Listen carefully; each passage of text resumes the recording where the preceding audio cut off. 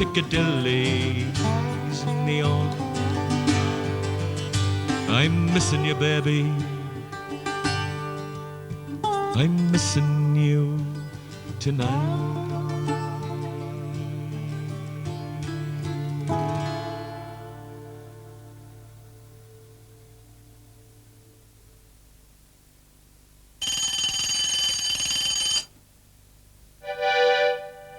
Don't forget your shovel if you want to go to work. Oh, don't forget your shovel if you want to go to work. Don't forget your shovel if you want to go to work. Or you'll end up where you came from like the rest of us, digging out with the door. And don't forget your shoes and socks and shirt and tie and all. No, don't forget your shoes and socks and shirt and tie and all. Don't forget your shoes and socks and shirt and tie and all.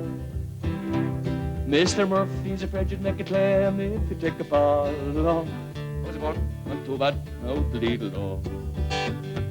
Oh, we want to go to heaven, but we're always digging holes. Oh, we want to go to heaven, but we're always digging holes. Yeah, we want to go to heaven, but we're always digging holes. Well, there's one thing you can say, we know where we are going, no. Any chance to start? No, Okay. out the needle door. And if you want to do it, don't you do it again the wall. If you want to do it, don't you do it again the wall. Never seen a tile in the building site at all. There's a shed up in the corner where they won't see you at all. Oh, Bring your sandwiches. out the needle door. Enoch Powell will give us a job digging away to on the skull. Enoch Powell will give us a job digging away to own the skull. Enoch Powell will give us a job digging away to own the skull. And when we're finished digging, then we close the hole and all. Now there's 6,559 paddies over there in London, all trying to dig their way back down the skull, and very few of them boys is going to get back at all. I think that's terrible. Don't forget your shovel if you want to go to work. Oh, don't forget your shovel if you want to go to work. Oh, don't forget your shovel if you want to go to work. Or you'll end up where you came from like the rest of us. So, digging, digging, digging, down the needle door.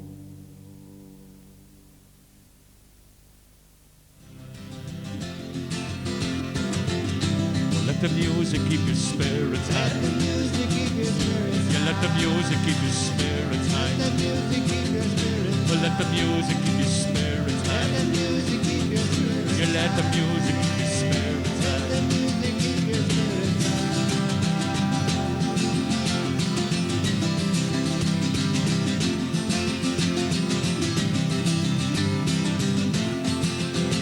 When the light that's lost within us reaches the sky.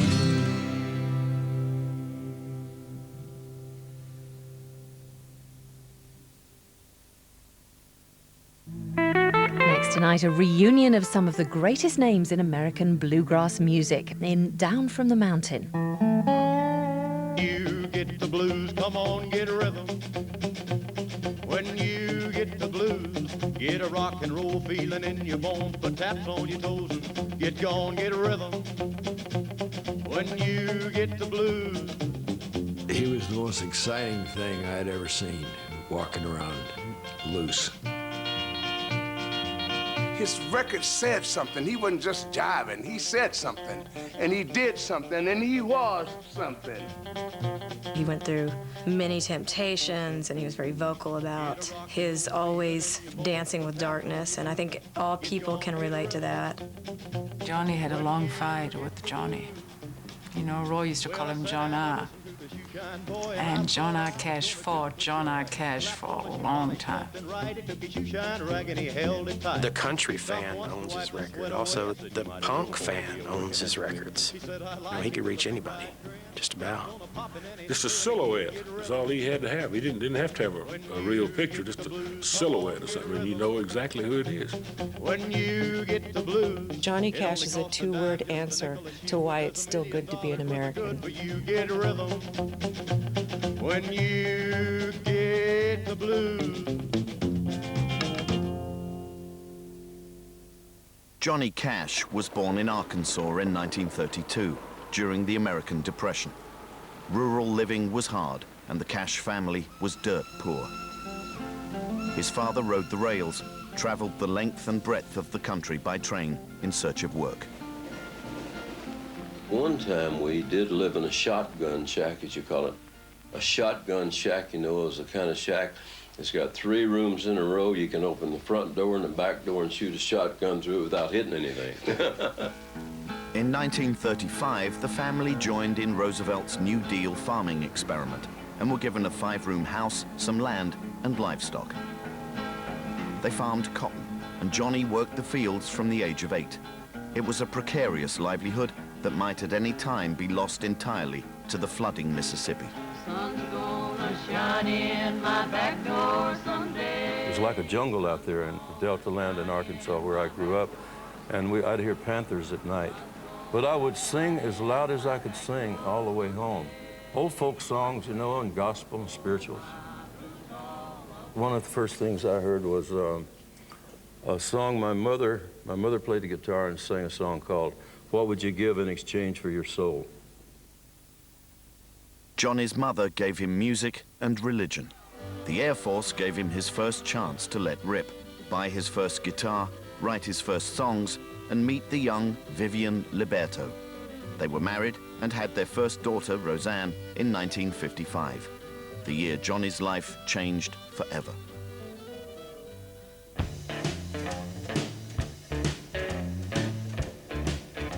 In 1954, Johnny and Vivian had moved to Memphis, the home of Sun Records, a hotbed of young recording talent that included Elvis Presley, Jerry Lee Lewis, Carl Perkins, and Roy Orbison.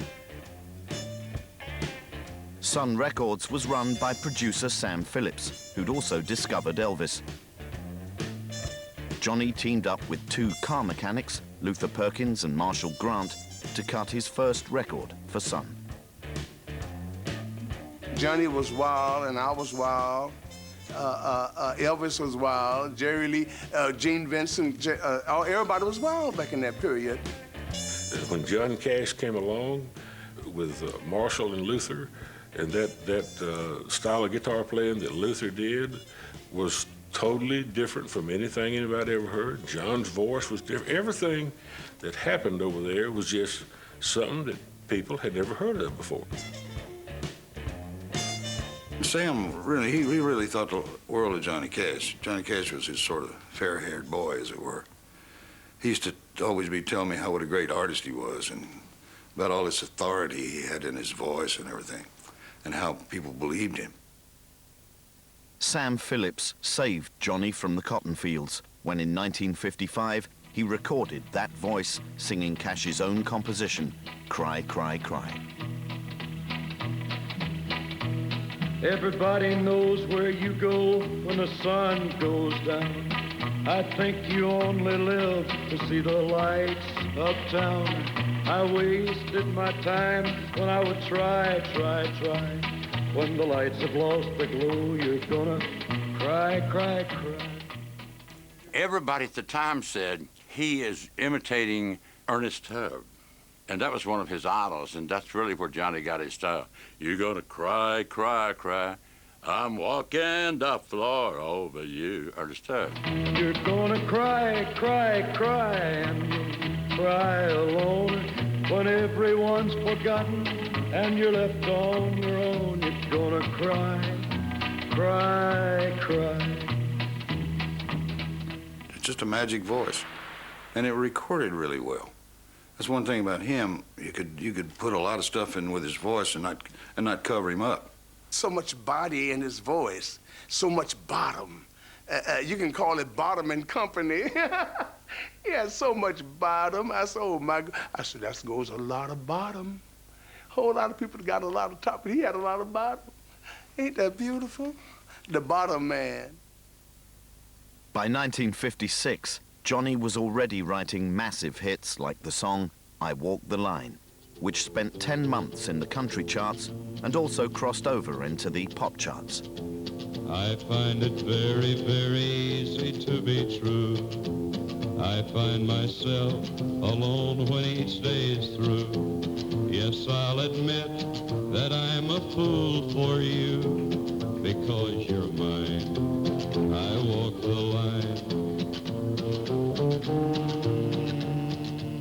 Sun's Memphis artists were now busy forging a new musical language, rock and roll. I'll be so lonely I could die. Well, Elvis started the whole thing. You had to be a reasonable facsimile of Elvis to make it. Cash had his own affectionate take on the Elvis phenomenon. In the early days, one of the best things on his stage show was when he imitated Elvis Presley.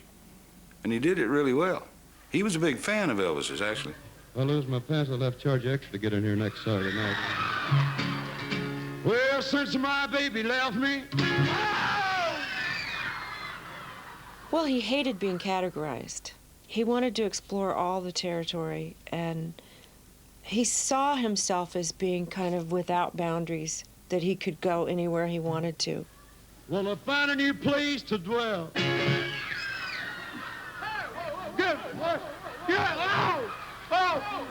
When I hear Johnny, I hear rock and roll. When I hear Johnny, I hear gospel. When I hear Johnny, I hear country. When I hear Johnny, I hear blues. I think Johnny was everything. He was all things for all people. Yeah, the teenagers dig the Cash sound, man. Of course, so do the country music lovers. Yeah, well, I definitely think he's one of the architects of country, of popular country music. He took a genre of music which was truly an American art form and brought it to the mainstream. You might say he's captured the heartbeat of America.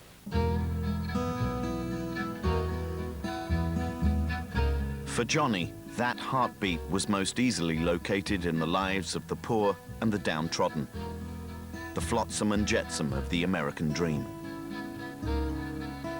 He sang the songs of the downtrodden, of the prisoner, you know, and he sang that because he had a great sympathy, and in lots of ways he also, you know, of course he might have had an empathy for some of those people. He'd been through the same things.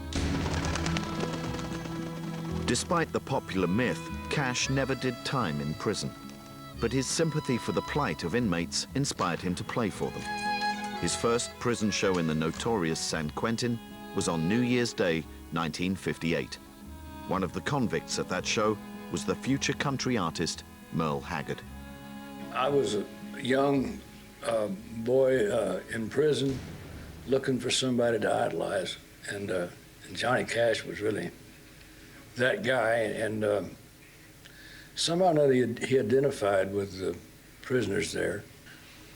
Oh, he's chewing gum. I can remember he's chewing gum. He had sort of an arrogant look about him. He'd look over to the guards and chew gum at them. This big, tall guy with sort of a somber attitude, and sort of an Abe Lincoln with a guitar, you know. He had this song, Folsom Prison Blues. When I was just a baby, my mama told me, son, always be a good boy, don't ever play with guns. But I shot a man in Reno just to watch him die. When I hear that whistle blowing, I hang my head and cry. We felt like he cared about us, that he was honest with us, and he was playing a kind of music that was, it was from the raw soil, but it wasn't necessarily just country music, and it was coming out of the same area and the same place that Elvis came out of.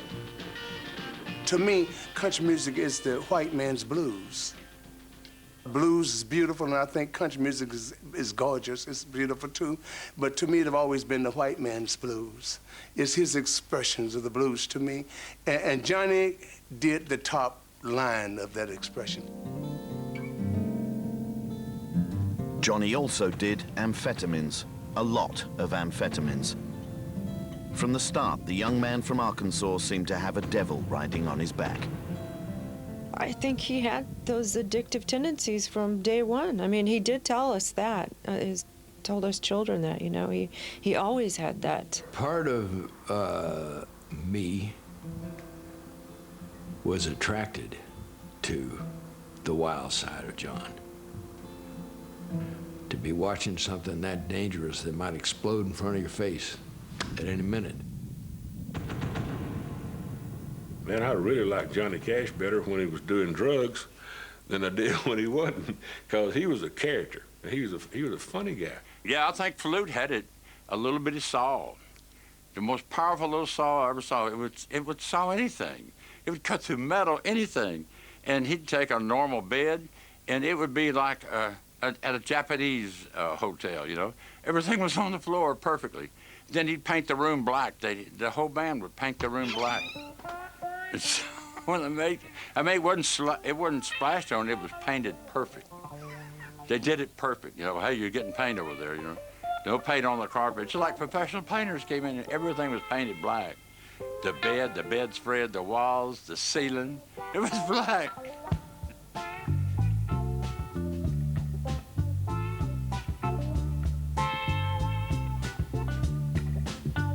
The road, the pills, the fame. This was Johnny Cash's new life. Wife and children seemed far away. There came a time where he came to be defined by his absence to me as a child. You know, there was a time I remember around 6 that Dad left and kind of didn't come back even when he did come back, he didn't fully come back when he was, you know, using drugs in that period. Vivian was a lovely, beautiful lady and very sweet, and everybody liked her. And I think he had to me, he had that guilty complex when I was with him all the time, you know? It was somewhat of a brooding figure sometimes. He had as much darkness as he had light. He had a duality. He could be that dark figure, but still sing a song about his faith in Jesus Christ. I don't think that he believed that having faith had anything to do with being good. Do you know? My brother said there ain't a thing I can do. My wife and my kids are all down with the flu. And I was just thinking of calling on you. Excuse me, Mike, I'm busted. I mean, Johnny Cash was the entertainer that he was because John R. Cash was the man that he was. You know what I'm saying?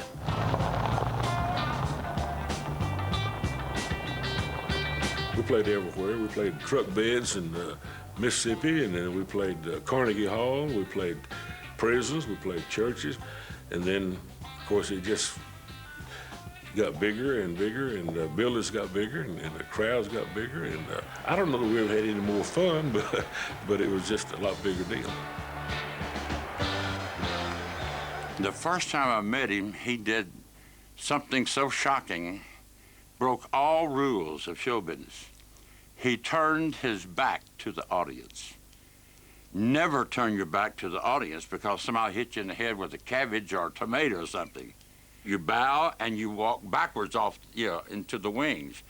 And Johnny turned his back on the audience.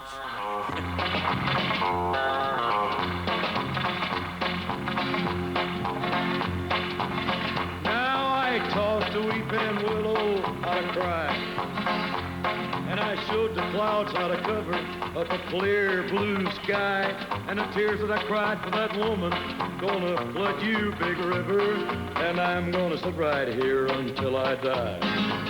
That was in the pill phase of this country, and everybody took pills if you had to stay up and you couldn't go to sleep. Everybody from grandma to truck drivers took pills. That's what Roy used to tell, the neo rock and rollers like here in LA or something. They would say, guys, you think you're doing drugs or something. I said, you should go to Nashville. You do it for kicks. They do it for survival. I mean, on those buses. I mean, it was day-to-day living.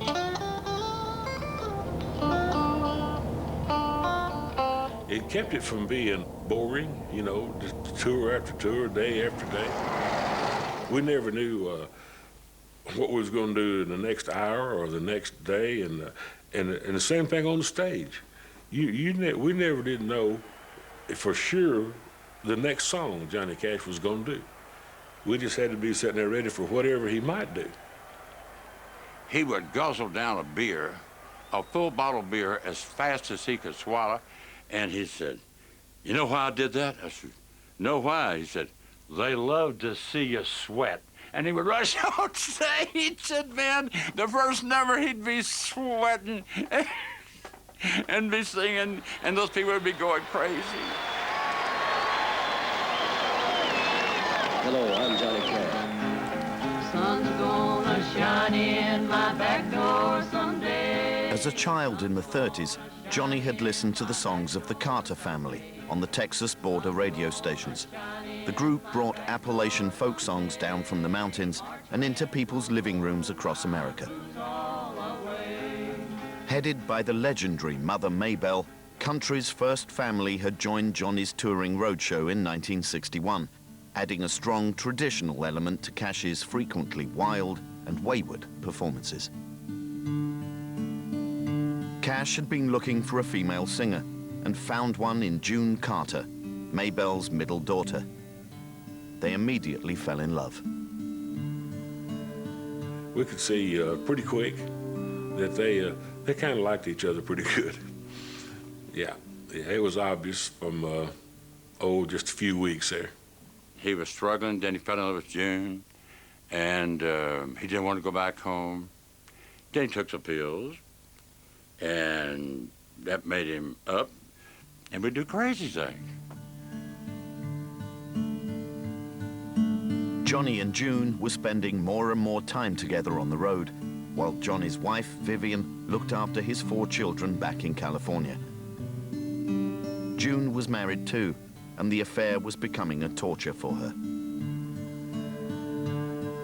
She expressed the passion and the pain in a song she wrote for Johnny with Merle Kilgore. I fell into a burning ring of fire. I went down, down, down, and the flames went higher. And it burns, burns, burns, the ring of fire, the ring of fire. So I showed up, got in the studio, and there's these 2 trumpet players there. He didn't know what he wanted them to do. He just knew he heard trumpets in his dream. So I said, why don't you go? I didn't write that down. And I said, well, I didn't write that down. And we played it. I played the guitar on it. Of course, it was a big hit. I fell into a burning ring of fire. I went down, down, down, and the flames went higher. And it burns, burns, burns, the ring of fire, the ring of fire. And it burns, burns, burns, the ring. In 1963, Cash took up another cause, that of the Native American. His empathy with their plight and his gift for self-mythologizing often led him to claim to be part Indian himself. He even went so far as to record an album of American Indian songs, including the Ballad of Ira Hayes. From the tribe of the Pima Indian, a proud and peaceful band who farmed the Phoenix Valley in Arizona land. Down their ditches for 1,000 years, the waters grew Ira's people's crops till a white man stole the water rights and the sparkling water stopped. Call him drunken Ira Hayes, he won't answer anymore. Not the whiskey-drinking Indian nor the Marine that went to war. But the sufferings of the Native American were of little interest to the country crowd, and the song was banned by several radio stations in Nashville. Cash hit back by taking an ad in Billboard magazine, lambasting them for their conservative views. Johnny didn't care who he upset. Johnny was Johnny, and he did what he felt. If Grandma didn't like it, go on and sit back in your rocking chair. If Grandpa didn't like it, get your pipe and pick your card. He was one of the only people that came out of that part of the world, I think, with that outlaw attitude, and not just outlaw in the conventional sense of the word law, but just of bucking the mainstream. In October 1965, Johnny bucked so hard that he was arrested in El Paso for carrying hundreds of amphetamines back from Mexico and spent the night behind bars. The following year, his wife Vivian, now totally estranged, filed for divorce. Johnny moved on again, this time into the belly of the country beast, Nashville.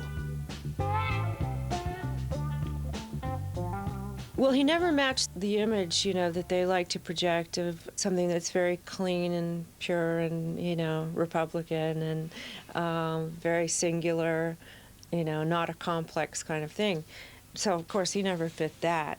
And he didn't start in Nashville, so I don't think he ever felt bound by it. You know, he started in Memphis in a very different kind of sphere. And he came in as an outsider. And I think he always felt the outsider, in a good way. Cash bought a house 30 miles outside Nashville, but spent as much time being picked up by the police as he did performing. The Keith Richards of country music was fast becoming something of a joke in the local press. He really did too much of a good time. He lost his voice, staying up, you know, for lack of sleep, and he wouldn't eat because those amphetamines kill your appetite, you know. And God, he got so thin, you know. For me and some of the other guys, it was almost a fun thing as much as it was a bad thing. We didn't realize it was all that bad. But later on, when it began to take its toll, then I could, man, it wasn't fun anymore then. The fun finally stopped in 1967, when at the end of a grueling tour, Johnny crashed and burned. He crawled into the Nickajack Caves in Chattanooga with a stash of pills, hell-bent on self-destruction. Instead, he heard the voice of God.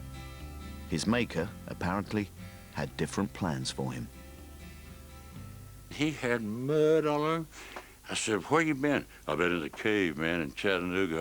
I've been finding myself, Kilgore. You have to get in the real dark, where it's dark, no distraction, and you have to listen to the voice of God. Did you hear him? He said, I think I did. We all have a side, you understand me? And there comes a time that God calls us in to let us know it's time to get on a serious highway there.